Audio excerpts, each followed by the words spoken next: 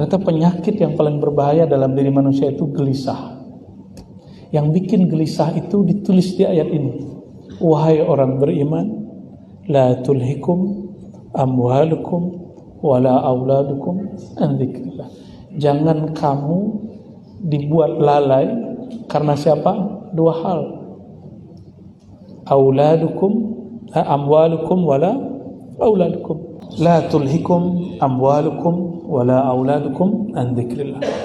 Jangan kamu dilalaikan oleh pekerjaanmu untuk mencari harta, aktivitasmu untuk menghasilkan cuan, dan juga anak-anakmu. Kalau anak berarti ada maknya nggak? Kalau bagi perempuan ada bapaknya nggak? Dari apa? An dzikrillah. Dari tugas utamamu di bumi, yaitu mengenal Allah Subhanahu wa ta'ala. Saya menerjemahkan zikrillah itu mengenal Allah di ayat ini. Jangan pekerjaanmu melalaikan kamu, jangan anak-anakmu membuat kamu lalai dari tugas asalmu, yaitu mengenal Allah Subhanahu wa ta'ala.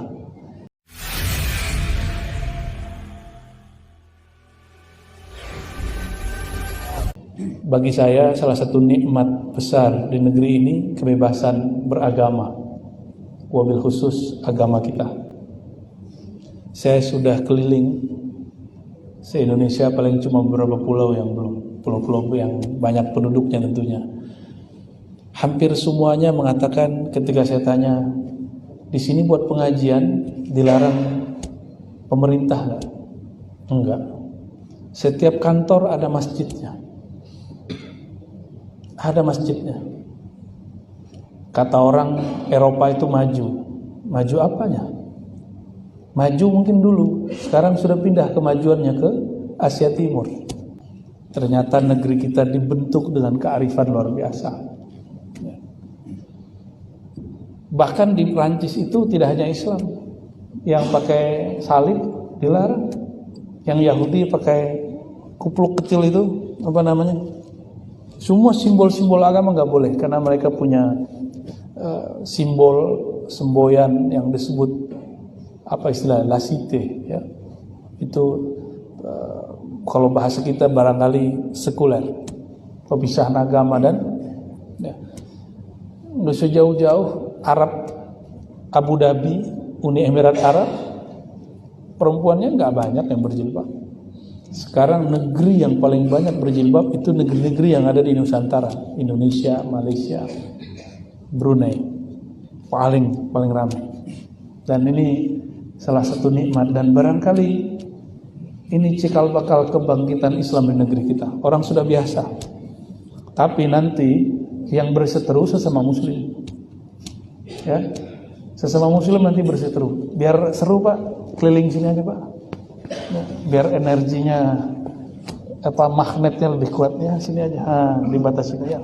Foto. Ya, maju aja, tafadhol, silakan. Ya, buat halaqah, Inilah nikmat ya, di negeri ini, alhamdulillah. Dan nikmat yang paling sering kita lupa, ini nikmat bernegara. Nikmat bernegara. Nggak ada negara sebebas kita Pak hari ini. Ngomentarin presidennya, istri presidennya, bebas kita. Nggak ada yang ditangkap. Ustadz dari 2016 sampai 2000 sekarang ini, kalau khutbah kritik pemerintah nggak ada yang ditangkap, kecuali dia menyerang simbol-simbol negara. Kalau itu udah kena. Tapi kalau Bapak jadi ustadz di negeri yang dekat kita, ya, yang seberang kita, nggak bisa. Saya baru masuk ke satu negara tetangga kita, nggak pernah bahas politik saya. Sebelum pandemi, apa kata beliau-beliau itu, para pimpinannya? Buya, kalau politik kami lebih ngerti dari Buya. Loh, siapa yang bahas politik? Dia takut kalau ustadz dari Indonesia bakal bahas politik. Saya cuma jawab, saya bukan ahli politik, tapi saya penikmat politik, penikmat kebebasan itu. Nah ini nikmat. Maka siapa aja yang komentar kan boleh-boleh aja. Komentar ini, komentar itu, boleh-boleh aja. Nah, nikmat ini sering dilupakan orang. Nikmat bebas berbicara. Tetap aja dikatakan tidak bebas. Ada yang masih gak syukur. Makanya Allah tidak tambah kebahagiaannya. Jadi praktek ayat la in syakartum itu kita gak dapet. Ayatnya sering dibaca sama khotib, sampai yang gak sholat Jumat pun hafal ayat ini. Jika kamu bersyukur, bersyukur itu bukan ngomong alhamdulillah. Syukur itu bahasa Arab artinya menyadari besarnya pemberian Allah yang maha memberi. Itu yang disebut syukur. Orang-orang yang sadar diberi itu gak banyak. Dia sadarnya kalau apa? Kalau sudah ada masalah baru sadar. Bener ya? Makanya kita dikasih masalah terus biar sadar. Ya. Jika kita tidak sadar di saat nikmat itu ada, tunggu. Allah akan tegur di saat nikmat itu tiada. Suriah hancur, Pak. Itu cuma karena gorengan. Presidennya dituduh Syiah, padahal bukan. Saya tahu persis karena guru-guru saya dari sana. Guru saya tanya, emang betul presidennya Syiah? Enggak, istrinya Sunni, jenderal-jenderalnya Sunni, menteri-menterinya Sunni, tapi kakek moyangnya betul Syiah Nusairiyah. Terus kenapa kemudian dituduh Syiah? Itulah gorengan politik. Karena negara yang menyelenggarakan sepak bola ini apa namanya? Qatar ini main mata dengan Turki. Kata beliau, ini beliau saya nukil aja.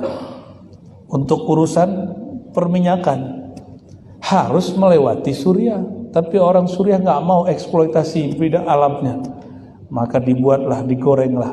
Dan gorengan paling indah untuk umat Islam, gorengan aliran, gorengan paham, paling gampang.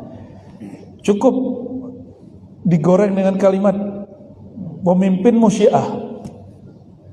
Syiah itu oleh ulama Ahlus Sunnah itu dibagi 3. Ada Syiah Rafidah, itu menyimpang. Ada Syiah Ghulat. Syiah Ghulat ini Syiah yang sudah menuhankan Sayyidina Ali, itu kafir. Nusairiyah yang dulu kakeknya siapa? Bashar Asad, itu benar dia meyakini reinkarnasi. Itu masuknya ulama kita masih berdebat, masuk yang pertama apa yang kedua. Ada Syiah yang ketiga, Syiah yang ada di Yaman, Syiah Zaidiyah.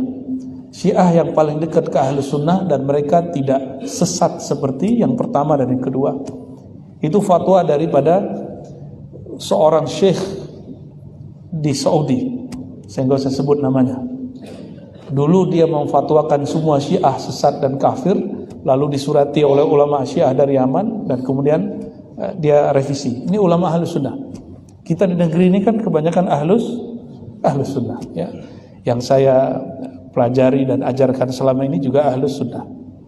Enggak jauh-jauh. Tapi kita ngomong begini dituduh Syiah juga. Karena kita bagi Syiah jadi 3. Lah itu bukan pembagian saya. MUI juga bagi 3. Namun ada masyarakat didoktrin dengan selebaran, dulu selebaran, sekarang masuk ke WA. Syiah kafir. Padahal yang kafir yang nomor 2, yang ghulat. Ghulat itu artinya kelompok yang berlebihan terhadap keluarga Ahlul Bait. Mencinta Ahlul Bait wajib, berlebihan itu yang menyimpang. Ini digorenglah selama mulai dari tahun 2010 sampai puncaknya 2013. Ayah dari guru kami lagi ngajar Quran di bom di masjid. Kira-kira itu ajaran apa itu, Pak? Ngebom orang lagi ngaji di masjid. Ada nggak ajaran Islam begitu? Kata Nabi, umirtu an uqatilan nas, ini hadis sahih Bukhari Muslim. Umirtu an uqatilan nas hatta yaqulu la ilaha illallah Muhammad Rasulullah. Kalau di Arba'in itu disebutkan hatta yashhadu la ilaha illallah wa anni Rasulullah. Ya. Aku diperintahkan melawan orang-orang yang kafir, musyrik sampai mereka bersyahadat. Itu di zaman musim perang. Ketika mereka sudah mengatakan itu, asamu minni dima'ahum, maka darah mereka terjaga. Ini guru kita, Syekh Al-Buti namanya, yang dibom itu. Dia ahli syahadat, tapi dikafirkan cuma karena dia tidak menentang Asad. Bagi dia Asad tidak seperti yang dikabarkan. Gorengannya panjang. Tapi karena orang takfiriyah, kelompok yang mengkafirkan ini menguasai media, maka masyarakat awam pun sudah berani menguasai Ustadz mulai takut. Ustadz takut membela Syekh Al-Buti. Ya, banyak kawan-kawan saya tidak berani dulu mengomentari ini, diem aja, takut ditinggal jamaah. Berarti Ustadznya nggak mau berjuang dia. Jihad paling tinggi itu jihad mengeluarkan umat dari kejahilan kepada keilmuan. Kalau sudah kuat di sini, baru jihadnya tulus kepada Allah Subhanahu Wa Taala. Baru sempurna jihad, angkat senjatanya baru benar. Kalau begini, bagi dia setiap orang pro kepada orang-orang yang dianggapnya kafir, kafir. Nah, ini mau digoreng di Indonesia. Yang saya dengar seperti itu. Ada orang salah paham menganggap Pancasila itu tandingan Quran, Undang-Undang Dasar itu tandingan kitab suci. Ini nggak ngerti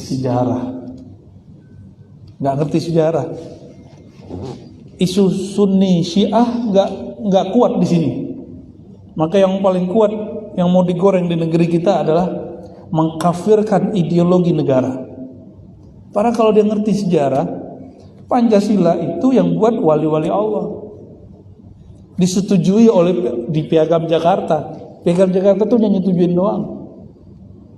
Sejarahnya kita dengar dari kiai-kiai sepuh, ulama-ulama suh, masyayikh-masyayikh yang ahli sanad, yang mengerti sejarah, yang umurnya panjang. Itu kiai-kiai lintas pulau, mereka dulu bermusyawarah. Hasilnya dari poin pertama, ada yang tahu Piagam Jakarta yang pertamanya? Ketuhanan, menjalankan syariat Islam bagi muluknya. Ini lafaz beresiko, hatta sesama muslim beresiko. Syariat itu ada 3 poin. Al-Islam, ilmu fikih, al-iman, ilmu akidah, al-ihsan, ilmu qalbu. Ilmu fikih, sebagaimana hadis ada 6 kitab utama, bahkan 10 kitab utama imamnya. Di fikih ada 4 imam utama. Ini syariat mengikuti penafsiran imam yang mana? Kata kawan saya sekarang, langsung saja kepada Al-Quran. Loh, nggak bisa, di Quran nggak ada cara sholat. Coba cek, di Quran ada nggak cara sholat? Cara takbir nggak ada. Mesti pakai hadis. Di hadis tidak ada satupun hadis yang lengkap dari awal sampai akhir hadis bercerita tentang tata cara sholat. Mesti ada imam. Imam inilah yang dia mendapatkan guru dari gurunya, mengetahui cara sholat. Oleh karena itu, kita dengan Saudi hari ini agak sedikit beda. Bismillah kita dijaharkan, mereka tidak dijaharkan. Kita kunut sebagian besar, mereka nggak kunut. Itu kenapa? Karena riwayat hadis yang dipakai oleh imam. Maka kalau kalimat kata syariat dipertahankan, nanti yang debat sama ahli fikih. Lalu dikembalikanlah kepada ayat yang dianggap sepertiga Quran. Qul huwallahu ahad. Itu Islami gak? Katakanlah bahwasannya Allah lah yang Maha Esa. Bahasa Indonesianya ketuhanan yang Maha Esa. Saya mau tanya Pak, yang mengajarkan Allah itu Esa, itu ajaran siapa? Nabi Yuna Muhammad SAW. Benar? Agama sebelah cuma Yahudi atau Kristen Unitarian, Kristen yang mengajarkan satu Tuhan. Selebihnya tidak. Selebihnya masih ada dualisme, masih ada ideologi macam-macam. Berarti ini yang buat siapa? Orang yang ngerti sir kul huwallahu ahad. Nah, ini yang kemudian mau dibongkar. Ya. Tapi betul, Pancasila bukan Quran, sepakat nggak? Pancasila bukan Quran. Tapi Pancasila diambil dari nilai Quran. Nah, ini yang saya syukuri di negeri kita. Dan barangkali satu-satunya negeri yang punya pilar 5 semuanya sesuai dengan Quran, itu negeri kita lah. Alhamdulillahirabbil alamin. Maka saya bersyukur atas nikmatul bilad, nikmat diberinya negara oleh Allah Subhanahu wa taala. Dan Bapak coba buka sesekali Google Map. Indonesia luasnya seluas Eropa, tapi bisa nyatu. Dan yang paling unik lagi, tidak disatukan dengan darat, justru terpisah oleh, kalau mau kan satu pulau satu negara. Kata kemarin ada yang mau nyebrang juga kan, yang katanya mau pindah negara. Salah, dia kalau mau buat negara sendiri, jangan ikut negara lain, stres lagi. Ini kalau mau kita bisa buat negara sendiri. Tapi betapa hebatnya jihad ulama kita terdahulu. Negeri ini, negeri kita dulu yang bernama Nusantara, ini digabung. Coba karena penjajahnya dulu lain-lain, Indonesia dijajah oleh Londo. Ya, sampingnya Batam ini Inggris. Bayangin coba, itu sama-sama Inggris sama Malaysia sudah pisah negara loh Pak. Ya enggak? Sama Brunei, Inggris juga sudah pisah negara. Kita alhamdulillah masih satu negara. Ya, tapi itu hikmah bagi mereka sendiri. Mungkin ada sesuatu di negara Malaysia, di Singapura, Brunei, kita nggak mau campur tangan urusan negara mereka. Ya. Tapi bagi saya nikmat persatuan ini luar biasa. Saya ceramah udah lintas provinsi, alhamdulillah nggak ada satupun yang minta surat jalan jadi ustadz, nggak ada. Alhamdulillah, ini nikmat sekali. Ya. Kalau di beberapa wilayah di luar sana kan begitu, beda negara bagian sudah beda sijil. Ya. Jadi syukurilah, buat pengajian bebas. Ya. Orang buat kaki lima juga bebas ya nggak? Kecuali di jalan-jalan yang berbahaya, nanti Satpol PP keluar. Jadi Bapak Ibu, Saudara, sahabat-sahabatku yang dimuliakan Allah, sekarang negeri kita walaupun Masya Allah di luar, tapi termasuk paling aman. Walaupun kemarin ada bomnya, di mana? Di sini juga ada, Bandung. Ya. Aduh, Masya Allah. Ya. Masih ada orang mikir begitu. Masih ingat ISIS? Ini kenapa saya ajak cerita begini? Karena saya lihatnya pada tegang-tegang. Ya. Kita ajak tegang sekalian. Ya. ISIS itu punya ideologi 20 ajarannya. Nomor 10 dan 11 mengatakan, negara yang tidak berhukum dengan hukum Allah, maka tentaranya, polisinya, pegawainya, pemimpinnya halal darahnya. Maka jangan heran kalau mereka kemudian menghalalkan darah pegawai itu. Ya. Jadi jangan main-main. Nikmat bernegara itu jangan main-main. Ya. Nabi Muhammad SAW bukan buat negara, tapi beliau membangun spiritual. Setelah beliau wafat, baru dibangun negara oleh sahabat, namanya khilafah. Maka khilafah bukan produk Nabi. Khilafah itu produk sahabat-sahabat pilihan Nabi. Ini banyak yang salah baca sejarah. Ya, khilafah itu artinya pemerintahan menggantikan Nabi. Ini Nabi itu namanya daulahnya daulah nabawiyah, negara ketuhanan kenabian, nggak bisa digantikan Pak. Maka kita nggak akan bisa bangun negara seperti Nabi bangun. Yang bisa kita tiru cuma sahabat Nabi. Karena kalau Nabi apa-apa langsung wahyu dari Allah. Nanti kalau kita ngangkat khalifah, emang khalifah dapat wahyu dari Allah? Kan enggak. Nah, Bapak Ibu Saudara karena Allah, gak usah di sinilah ya. Ada yang sudah pernah tinggal di Saudi beberapa bulan, gak usah di sebulan deh. Gak usah sebulan deh, setengah bulan. Keliling di pengajian-pengajian Saudi. Gak boleh buat majelis taklim terbuka, Pak. Izinnya rumit. Apalagi buat maulid, ya salam. Udahlah dianggap bid'ah di Saudi. Gak dapat izin, Pak. Kita kalau di masjid ada orang ngumpul-ngumpul baca Quran bersama-sama, kita biarin. Di sana coba ada syekh semenjak tahun 80-an ngumpul, dikakiin sama askar. Gak ada hormatnya mereka. Makanya kalau mau tawif bawa jamaah pasti dia ke lantai atas yang kira-kira askar udah gak ada. Ya ngumpet. Gak ada seniman negeri ini, Pak.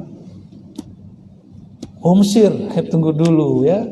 Mesir itu mengharamkan satu gerakan namanya Ikhwan Muslimin dan Hizbut Tahrir.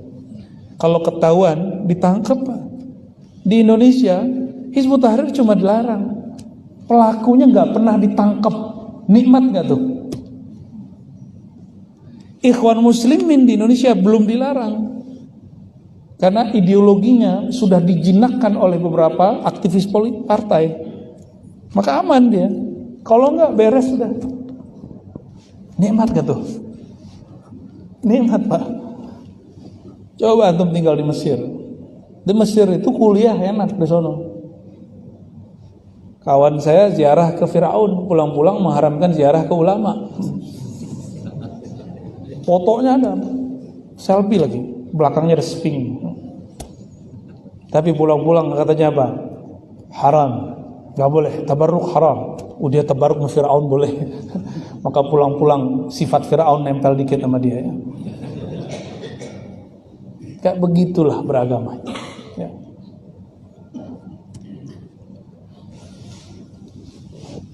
Udah seriusnya. Dan nikmat ini akan lebih besar lagi kalau kita menyadari nikmat bekerja dan berkeluarga. Nah, yang belum berkeluarga segeralah ya. Kalau yang sudah berkeluarga, ya itu yang mau nambah katanya. Ya, hati-hati Pak ya. Kalau pegawai bisa dilaporkan ya. Kalau saya bebas Pak, cuma istri saya nggak bebasin. Di Quran itu ayat yang paling favorit saya baca kalau subuh surat Al-Munafikun. 3 ayat terakhirnya itu, ya ayyuhallazina amanu la tulhikum amwalukum wala auladukum an dzikrillah wa man yaf'al dzalika faulaika humul khasirun. Mau jadi orang beruntung atau orang merugi? Kalau ditanya gitu jawabnya apa? Beruntung. Sepakat ya? Untung yang kita bahas, yang kita pahami, pasti semuanya ujung-ujungnya duit. Ya, duit, kendaraan, rumah, tunjangan. Benar. Berarti untungnya kita masih bersifat materialisme. Berhasillah orang-orang barat itu dengan materialisme. Orang barat sekarang udah capek dengan filsafat materialisme.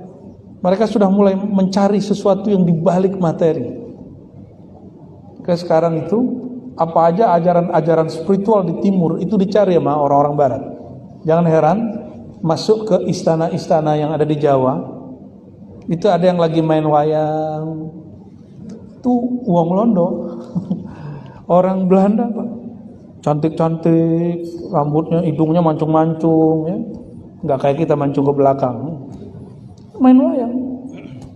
Ada yang baca manuskrip Jawa. Di India mereka ambil yoga. Ke Cina mereka belajar tai chi. Begitu mereka mau cari spiritualitas orang-orang timur. Kok orang timur nih tenang, hidup santai, masa depan cerah. Kalau orang Indonesia itu sederhana aja. Sebandel-bandelnya pegawai, sholatnya 5 waktu ya enggak? Mau jamaah nggak jamaah urusan belakangan. Yang penting sholatnya 5 waktu. Sehingga ada waktu saat dia berpikir tenang. Otak kita ini terlalu berat, maka dia perlu ditaruh di bawah. Berapa kali kita sujud? Coba dihitung Pak. Sujud subuh 2, Empat. Berapa kali kita sujud setiap hari? Sujudnya bukan rakaatnya. 4 zuhur 8. Itu Mbak. 12 tambah asar 18. Ya. Maghrib 6. Berapa tuh? Tambah isya 3-4 kali kepala taruh di bawah. Ditambah witir 1-2 rakaat berarti 36. Maka kepalanya aman dari stres. Karena darahnya kembali seger. Imam Ghazali ini ternyata juga seorang tabib. Kata beliau, salah satu kebahagiaan orang itu salah satunya adalah kalau darahnya naik ke kepala aja itu tenang. Bukan lewat marah. Kan kita kalau naikin darah marah dulu. Disebutlah sama orang kita nih naik darah. Kau nih buat aku naik marah, ya kan gitu kan. Naik darah itu bahaya. Bisa bikin gagal hidup. Nah, Imam Ghazali bahas itu, Pak. Sholatnya 5 waktu, khusyuk gak khusyuk, insya Allah itu sudah menghilangkan stres. Walaupun nanti ada yang bilang doa setelah sholat gak boleh jamaah, berjamaah, sendiri-sendiri, itu urusan lain, itu urusan fikih. Yang penting kepalanya sudah diantuk-antukin ke bawah 34 kali. Itu luar biasa. Saya ketemu sama ahli Tai Chi. Dia sudah 12 tahun lalu menemukan gerakan baru. Itu salah satu gerakannya itu ngantukin kepala ke bawah, Pak. Tapi pelan-pelan, teng gitu ya. Karena ada bagian-bagian tertentu di kepala ini darah nggak kurang lancar ke sana. Dan seorang muslim nggak perlu latihan aneh-aneh begitu. Nah, kita ada seorang jamaah perempuan berobat ke Guangzhou. Benar bacanya Guangzhou. Ya. Sampai di sana ketemu Shinsei.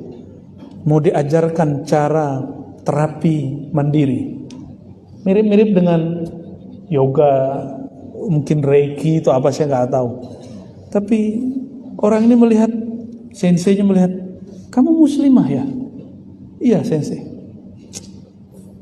Kamu gak usah pakai ilmu saya. Kamu pulang kampung, nanti beberapa tahun lagi insya Allah ketemu orang yang ngajarin yang lebih canggih dari ini. Tahu-tahu dia ikut aliran ini, udah macam-macam ikut aliran. Untung gak kena aliran listrik, Pak. Masih hidup alhamdulillah. Udah macam-macam aliran, sampai pusing dia beragama. Tersesatlah ikut majelis zikir kita. Tersesat di jalan yang benar insya Allah. Kita nggak boleh merasa paling benar, tapi merasa mendekati kebenaran boleh. Di saat dia zikir, teknik zikirnya membuat dia flashback ke masa sebelumnya dan merasakan nikmatnya bukan main. Dia sampaikan kepada saya, oh ini yang dimaksud oleh sensei saya dulu. Alhamdulillahirabbil. Ternyata penyakit yang paling berbahaya dalam diri manusia itu gelisah. Yang bikin gelisah itu ditulis di ayat ini. Wahai orang beriman, la tulhikum amwalukum wala auladukum an dzikrillah. Jangan kamu dibuat lalai karena siapa? Dua hal.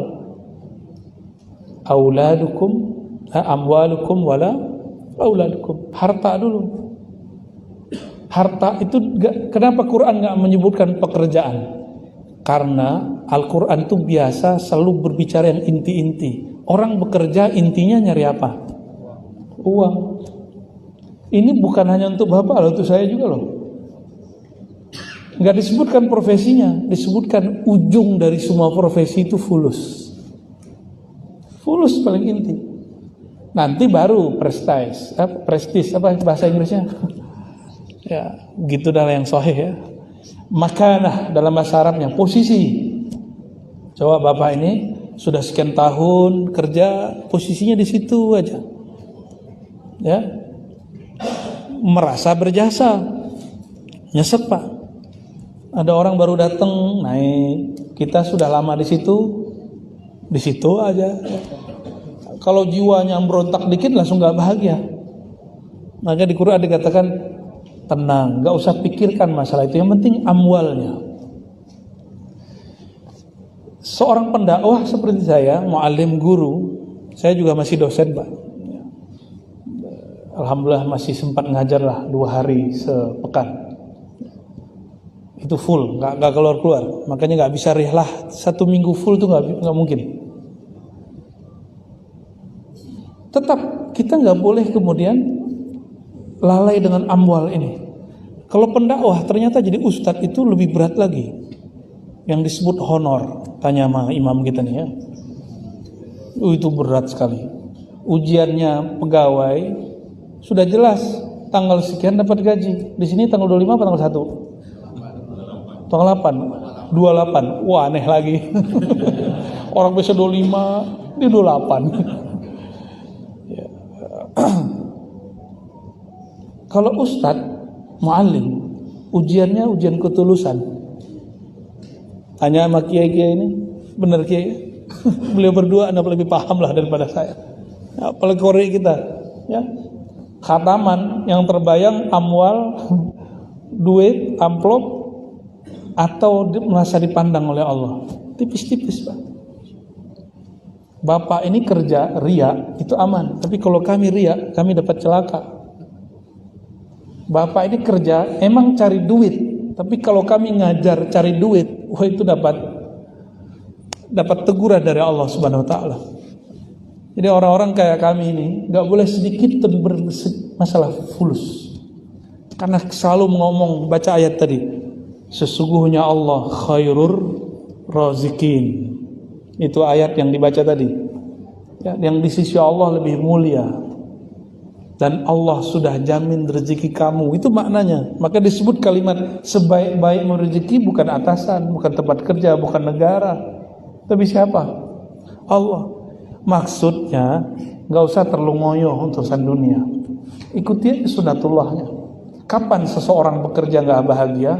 Kalau dia merasa apa yang dia peroleh ini belum memuaskan dirinya. Nah, Bapak mulai terisi satu kerja, mending berhenti aja kerjanya ya. Cari kerjaan lain. Nggak akan bahagia. Pensiun dini aja. Kalau sudah merasa berjasa, terus jasanya diambil orang, merasa sudah mencapai sesuatu, tapi pencapaiannya ditilep orang, berarti dia menuduh Allah salah menakdirkan dia bekerja. Tinggal pilih, buat kerjaan sendiri aja nggak? Ada kawan saya buat kerjaan sendiri sekarang. Atasan dia dulu, sekarang jadi bawahan dia. Ada juga yang begitu ya. Cuma siapa yang berani ngambil risiko begitu? Tiap hari di teror maka KPK. Allahumma sholli ala sayyidina Muhammad. La tulhikum amwalukum wala auladukum an dzikrillah. Jangan kamu dilalaikan oleh pekerjaanmu untuk mencari harta, aktivitasmu untuk menghasilkan cuan, dan juga anak-anakmu. Kalau anak berarti ada maknya nggak? Kalau bagi perempuan ada bapaknya nggak? Dari apa? An dzikrillah. Dari tugas utamamu di bumi, yaitu mengenal Allah Subhanahu wa ta'ala. Saya menerjemahkan zikrillah itu mengenal Allah di ayat ini. Jangan pekerjaanmu melalaikan kamu, jangan anak-anakmu membuat kamu lalai dari tugas asalmu, yaitu mengenal Allah Subhanahu wa ta'ala. Lalu ada ancaman di belakang. Kalau wakil kepala buat pengumuman, siapa yang melakukan 1, 2, 3, maka dia dipecat. Pasti nggak ada yang buat 1, 2, 3 itu. Ya. Tapi sayangnya orang lebih percaya sama penguasa dunia yang zahir daripada penguasa dunia akhirat yang lebih zahir dari semuanya. Ketika Allah mengatakan siapa yang melakukan semua itu faulaika humul khasirun, siapa yang melakukan yang dia lalai dari mengingatku, mengenalku karena pekerjaannya dan keluarganya, maka mereka lah orang-orang yang rugi. Saya ngajar, lalu lupa wiridan untuk diri sendiri, lupa untuk mengenal Allah Subhanahu wa ta'ala. Itu seperti lilin nerangi orang, dirinya terbakar, rugi. Bapak kerja cari dunia, udahlah nggak ahli agama, ya kerjaannya melupakan dari Allah, itu rugi 2 kali. Tapi tenang, tidak ada pekerjaan yang dia luput daripada nilai spiritual. Kalau kami ini gampang, karena teksnya sudah ada. Kalau orang bekerja, nilai spiritualnya satu, al-ihsan an ta'budallah ka'annaka tarah. Ihsan itu engkau beribadah. Saya mau tanya, mencari nafkah untuk keluarga ibadah nggak? Ibadah. Berarti kerjaan bapak ibu ini ibadah bukan? Ya, jadi istri-istri ini, bapak ibu-ibu, suaminya lagi ibadah. Tapi saya tanya balik Pak, ini pertanyaan lanjutan. Kalau sholat subuh 2 rakaat ibadah bener? Berani nggak korupsi 2,5 apa 1,5 rakaat? Berani nggak? Lagi sholat subuh sendiri nggak ada yang denger, nggak usah baca Fatihah deh, langsung aja gitu. Ya, bisa nggak begitu? Kalau orang menganggap dirinya sedang ibadah, dia nggak berani korupsi. Yang ada nanti rukhsah. Rukhsah itu fasilitas. Kalau kerja kita ibadah, nggak mungkin orang kemudian tidak amanah dalam bekerjanya. Kenapa? Dia seakan-akan memandang Allah Subhanahu Wa Taala. Kalau belum merasa memandang Allah, merasalah dipandang oleh Allah. Sekarang di kantornya ada CCTV Pak. Waduh, ngeri juga ya. Enakan jadi ustadz begini ya, ngajar di kelas, ngajar di kampus, nggak perlu ada CCTV. Cuma sekarang kalau ceramah bukan CCTV. Ya. Jadi kalau canda pun sekarang nggak boleh begitu parah gitu ya.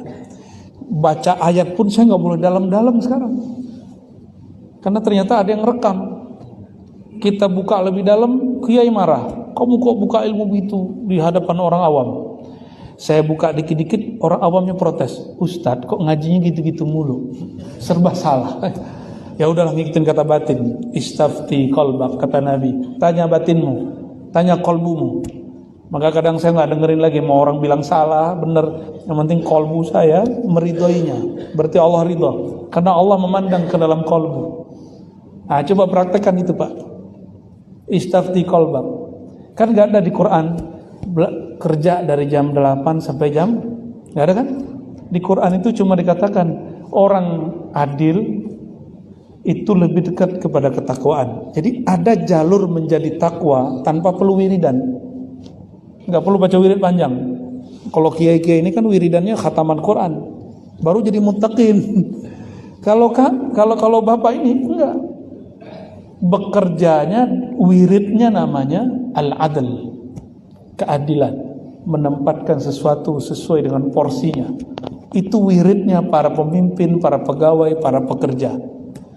Mampu mewiridkan ini, jadi wali Allah meskipun tidak berserban, jadi kekasih Allah meskipun tidak sarungan, ya.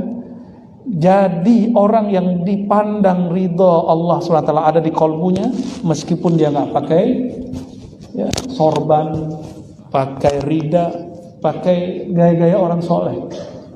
Dan kesolehan hakiki ada di kolbu. Jadi Bapak Ibu yang bukan Allah, jalan menuju Allah itu banyak. Ya, jalan menuju Allah itu banyak, sebanyak nafas manusia. Maka kita punya jalan kepadanya sedekat nafas dengan diri. Ini yang dimaksud di dalam Al-Quran. Wa nahnu aqrabu ilaihi min hablil warid. Kami lebih dekat kepadanya daripada urat nadi. Bukan di urat nadi, karena urat nadi, pembuluh darah, masih bisa dialiri syaitan. Tapi Allah lebih dekat dari itu. Kalau kita cuma mengutamakan fisik ini, ibadah fisik yang kemudian disebut dengan kata nadi di situ, itu masih bisa kesusupan, masih bisa kesusupan syaitan. Nah, apabila kita semangat, nah ini bagian akhir yang mau sampaikan, kita semangat bekerja kalau ada pimpinan di ruangan itu, benar nggak? Ini bapak-bapak ini, ibu-ibu, pimpinan kita sengaja lewat di samping kita. Ini ruangan kita nih, ada komputer segala macam. Pura-pura sibuk kan? Pegang keyboard. Padahal yang ketik juga aja ABCD gak jelas. Itu kalau dibuka ternyata ada Facebook, Instagram baru ditutup. Jadi serba buka. Karena pimpinan datang seakan-akan dia lagi sibuk bekerja. Atau pura-pura nelfon. Yang ini sudah seakan-akan ingin mencari perhatian daripada pemimpin. Apabila kita semangat bekerja, rapi bekerja karena ingin dilihat oleh pemimpin, saya mau tanya, Allah pernahkah luput dari memperhatikan kita? Maka seharusnya setiap hari kita ingin bekerja maksimal karena dipandang oleh Allah Subhanahu wa taala. Itulah makna ketuhanan yang Maha Esa. Seandainya semua orang begini, nggak ada orang korupsi. Tapi biasalah ideologi itu cuma jadi ide, ya, belum jadi praktek. Maka dulu orang bekerja nggak pakai CCTV, suka-suka. Ya, pernah nggak dicuekin buat paspor, buat KTP, pernah nggak dicuekin nama pegawai? Pernah ya?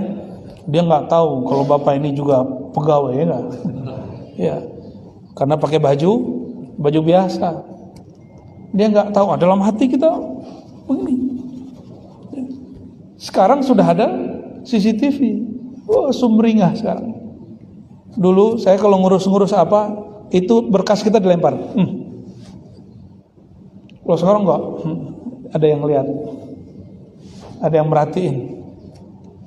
Itu disebut babul jalal, bab jalal, bab mengenai Allah itu maha haibah, maha menakutkan. Jadi kalau diperhatikan oleh Allah yang maha kuasa, kita kemudian ketakutan, akhirnya pekerjaannya dibaguskan. Tapi bekerja dengan begini penuh dengan ketakutan. Saya mengajak ke bab yang kedua, babul jamal. Bekerja karena bukan atas rasa takut, tapi atas rasa cinta. Jamal itu keindahan Allah Subhanahu wa taala yang memandang dengan cinta. Kalau orang bekerja dengan cinta, kerjaan berlebih dia nggak nuntut tunjangan nambah, ya. Ya. Tapi kalau orang bekerja dengan rasa takut, dia, kalau kita sampai malam itu lembur, ya, lembur sedikit ngomongnya gini, aku lembur nggak minta tunjangan kok, disebut-sebut walaupun lemburnya cuma sekali setahun. Kalau di sini kayaknya lemburnya sering, ya. Lembur kuning. Bapak Ibu ya bukan Allah, inilah puncak seseorang beribadah. Kalau mau bahagia, pakailah bab ihsan, pakai bab al-jamal. Bab apa? Al-jamal, beribadah dengan rasa cinta karena dipandang oleh Allah yang maha mencintai, ya. Inilah yang kemudian kita lakukan, berangkat pagi, pulang sore, capek, tapi karena sayang dengan keluarga, sayang dengan anak istri, kita mau berlelah. Cobalah bekerja, cintai negeri ini, cintai kantor kita, cintai kawan-kawan kita semua. Maka kalau ada masalah, kita nggak cari kambing hitam, kita hadapi bersama-sama. Kalau ada urusan, kita selesai dengan kemampuan kita. Dan begitu juga untuk yang di rumah. Gak usah curiga-curiga lah sama bapak-bapak ini, ya. Ini udah gak ada waktu lagi untuk aneh-aneh, Pak, ya. Doain, ya. Kata kawan saya, kalau Allah berfirman, ana inda zonni abdi, aku berdasarkan persangkaan hambaku, maka ada hadis orang bekerja. Ini hadisnya gak sahih, Pak, tapi benar. Aku berdasarkan persangkaan pasanganku. Nah, hati-hati, ya. Jadi ibu-ibu jangan bersuuzon dengan pasangan, doain yang baik. Kita nggak akan sanggup menjaga pasangan, yang menjaganya Allah. Maka titipkan pasangan kepada Allah. Pasangan bukan milik kita, dia milik Allah. Lillahi ma fis samawati wal ard. Maka jangan pernah berpikir menguasai kekasih, ya. Itu ego namanya. Doain dia, fatihain dia, sholawatin dia. Karena doa, fatihah dan sholawat adalah jenjang paling dekat kalau berdoa kepada Allah Subhanahu wa ta'ala. Al-Quran turunnya ke Nabi Muhammad. Nabi Muhammad yang diturunkan ke beliau Al-Fatihah. Dan yang paling dekat kepada Allah Nabi Muhammad. Jadi kalau doa, Fatihah, salawat. Fatihah, salawat. Kalau perlu masuk kantor, baca Fatihah. Bid'ah enggak? Enggak. Kata Nabi, afdhalud du'a alhamdulillah. Doa terindah itu baca surat alhamdulillah. Surat alhamdulillah itu bahasa hadis, surat alfa. Jadi kalau ada pagi-pagi mulai doa nggak? Jamaah nggak? Mari kita mulai kerja ini. Dimulai Pak. Ada nggak? Bersama-sama Pak. Di Jawa sudah begitu. Orang di kantor-kantor jam 8 langsung ada suara. Bapak Ibu, apapun agamanya, ya, mari kita berdoa dengan kepercayaan. Kalau kebanyakan Muslim, pakai Muslim. Ya, mari kita mulai pagi ini dengan memohon ridho Allah Tuhan yang Maha Esa untuk keberkahan negara kita dan tempat bekerja kita dan keluarga kita. Berdoa dengan ajaran masing-masing, misalnya begitu. Tapi kalau yang Muslim langsung aja, kan kita mayoritas, nggak apa-apa kok. Al-Fatihah. Insya Allah diberkahi tempatnya. Ya, semoga bermanfaat. Semoga pekerjaan ini bukan menjauhkan kita dari Allah, tapi membuat kita tambah dekat kepada Allah Subhanahu wa taala. Begitu juga keluarganya mendorong, mendekatkan kita kepadanya. Amin ya rabbal alamin. Wassallallahu ala nabi Muhammad. Allahumma arhamna warham umara'ana wa ulama'ana warhamil muslimin warhamil mu'minin al-ahya minhum wal amwat. Allahumma asturna ya sattar bisitrikal jamil birahmatika ya arhamar rahimin. Walhamdulillah rabbil alamin wa sallallahu ala sayyidina Muhammad. Assalamualaikum warahmatullahi wabarakatuh.